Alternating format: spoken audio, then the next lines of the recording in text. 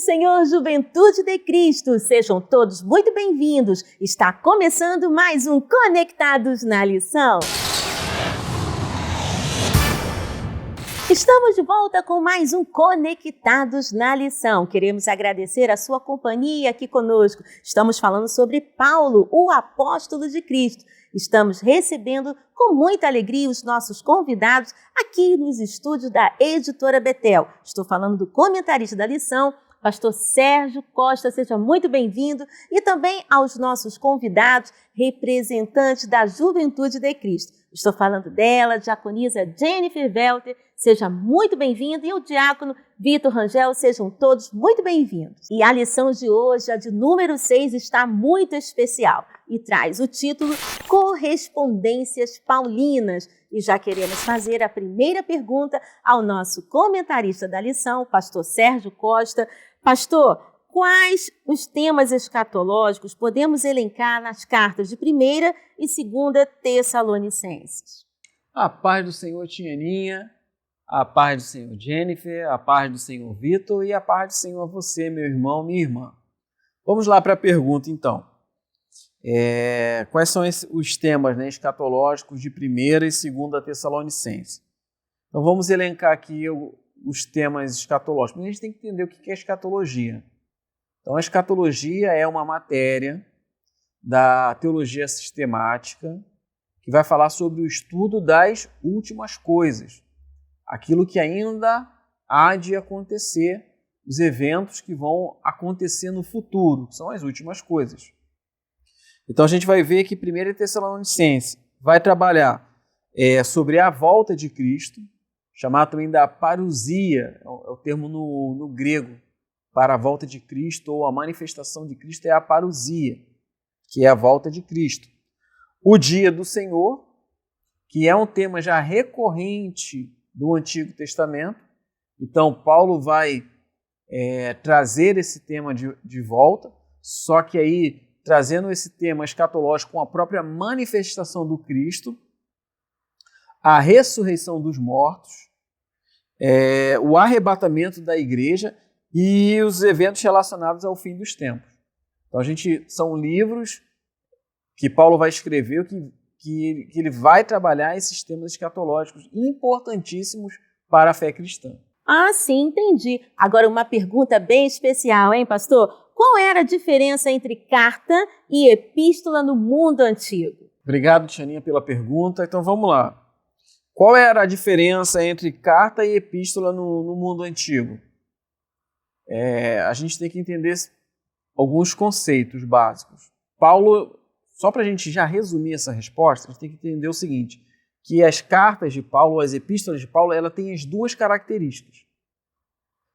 Paulo ele vai conseguir, nos seus escritos, trazer esses dois conceitos, esses conceitos de carta e epístola, e então é correto dizer carta de Paulo ou epístola paulina. As cartas eram missivas, ou seja, eram pequenos escritos, tinha um número bem pequeno, né, de caracteres, de palavras, e era endereçado a uma pessoa. Essa era a grande característica da carta.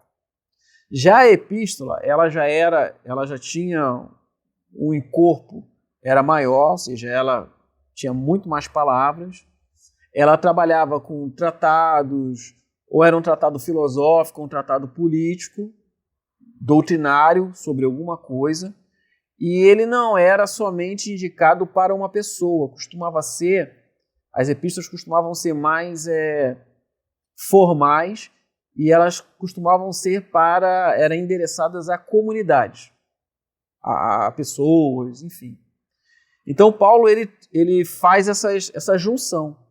Então, porque elas são cartas e epístolas, às vezes endereçada a uma pessoa, tipo a Timóteo, endereçada a Tito, só que ela é endereçada a uma pessoa mais para ser lida na comunidade. E ela trabalha temas doutrinários e teológicos. A gente vê sempre Paulo utilizando as aberturas e fechamentos que são característicos de carta, né, de saudações, mas todo o seu encorpo é um corpo epistolar. Então, tanto carta quanto epístola está certo em dizer que são os escritos de Paulo. Lembrando que a editora Betel disponibiliza o PIL, Planos de Incentivo à Leitura, que são subsídios que vão abrilhantar e acrescentar ainda mais os estudos da palavra. E estamos recebendo aqui nos estúdios da editora Betel os representantes da Juventude de Cristo. Estou falando dela, diaconisa Jennifer Velter, seja muito bem-vinda, e também dele, diácono Vitor Rangel, seja muito bem-vindo. E eu já quero passar a palavra para ele. Vitor, o que o PIL traz para a gente nessa semana? A paz do Senhor, Tianinha, a paz do Senhor, pastor Sérgio, a paz do Senhor, Jennifer, a paz do Senhor, Juventude de Cristo. O PIL dessa semana tem por tema o cerne das cartas paulinas. O que seria o cerne das cartas paulinas?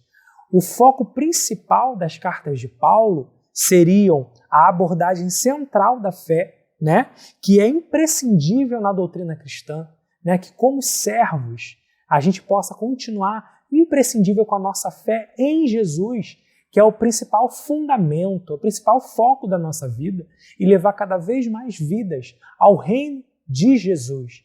E pastor Sérgio, a juventude quer saber, dos 27 livros do Novo Testamento, quais são escritos de Paulo? Muito obrigado pela pergunta, Vitor. Então vamos lá, Dos 27 livros do Novo Testamento, quais são os escritos de Paulo? Então, os escritos de Paulo são 13, de Romanos a Filemon. Eles estão organizados não pela ordem que foram escritos, mas na verdade eles estão por calibre.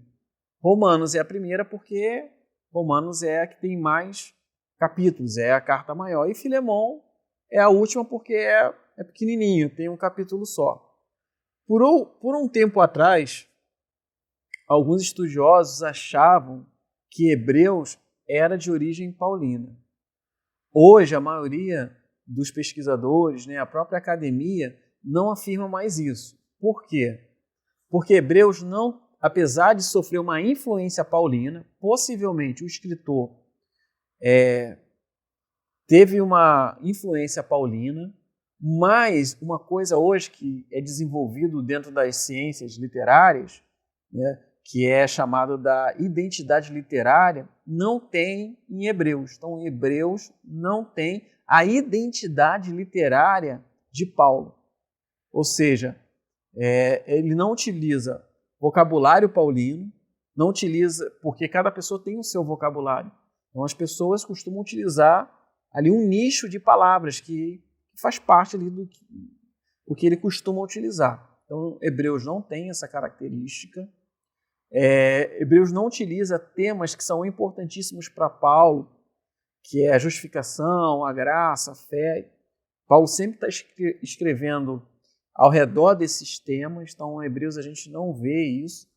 Então, fora a identidade literária e temas teológicos significantes para Hebreus, o livro de Hebreus ele é o grego mais polido do Novo Testamento.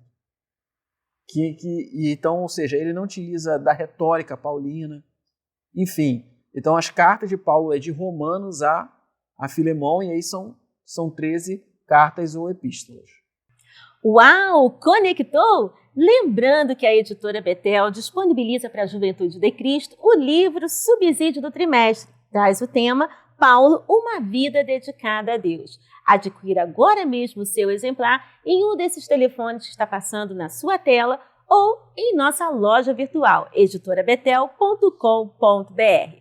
Bem, vamos ficando por aqui, mas semana que vem temos mais um encontro aqui para mais um Conectados na Lição.